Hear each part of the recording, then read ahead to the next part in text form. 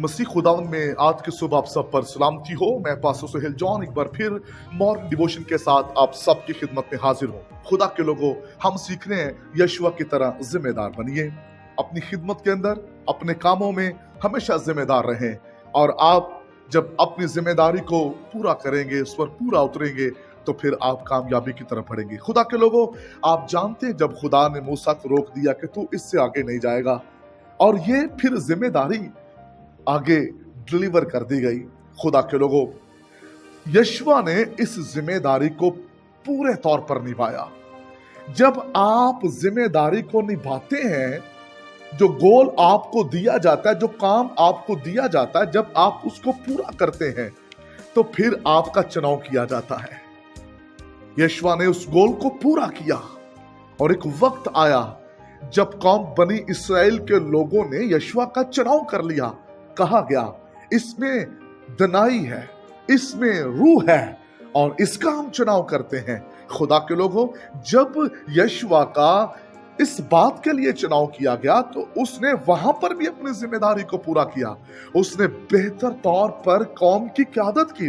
कहने लगा, अब रही मेरी और मेरे घराने की बात, हम तो खुदा ही की परस्तिश करेंगे।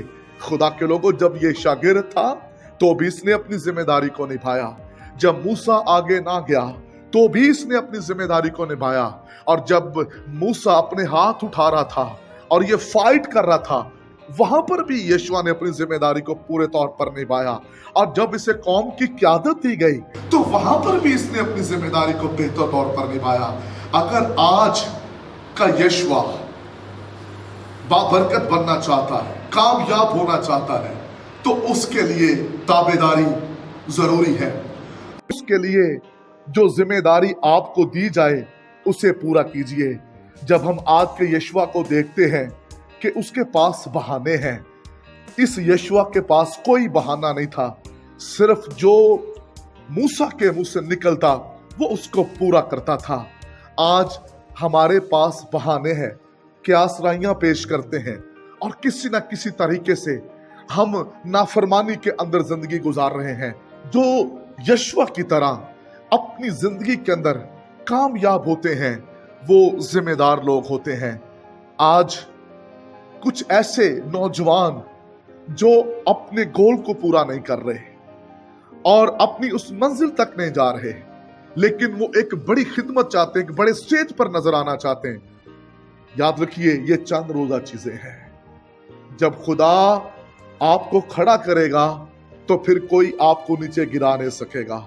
और अगर आप किसी और दरवाजे से दाखिल होकर तरक्की करना चाहते हैं, तो फिर ये तरक्की हमेशा के लिए नहीं है, चंद रोजा है। खुदा के लोगों, यशुआ को स्टडी करें और उसके किरदार से सीखें कि यशुआ किस तरह जिम्मेदार रहा, और जिम्मेदारी से फिर वो आगे बढ़ता रहा। अपनी सारी बातों में जिम्मेदार बन जाए। लोग क्या कहते हैं, उन्हें कहने दीजिए। आसपास के लोग क्या कहते हैं, कहने दीजिए।